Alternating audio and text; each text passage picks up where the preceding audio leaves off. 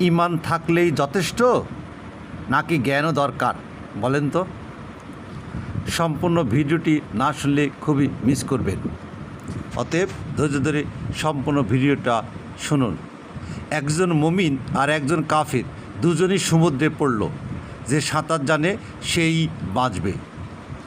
কঠিন শোনালেও এটাই বাস্তবতা। কারণ আল্লাহ দুনিয়াকে নিয়মের উপর চালান, আবেগের উপর নয়।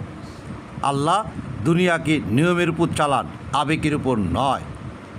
আল্লাহ বলেন, মানুষের জন্য আছে শুধু তাই যা সে চেষ্টা করে।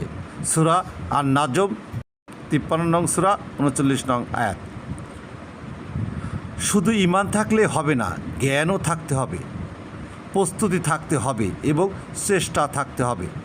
রাসূল সাল্লাল্লাহু আলাইহি ওয়াসাল্লাম স্পষ্ট করে দিয়েছেন, আগে উটকে বেঁধে রাখো, তারপর আল্লাহর উপর ভরসা করো।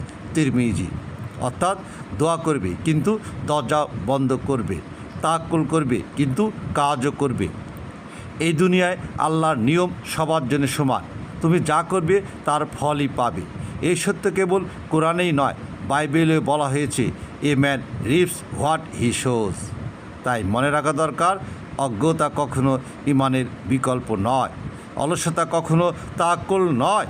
প্রকৃত মুমিন সেই যে আল্লাহর উপর ভরসা করে আর নিজের দায়িত্ব থেকেও পালায় না। আল্লাহ আমাদের জ্ঞান, আমল ও সঠিক তাওয়াক্কুল দান করুন। আমিন।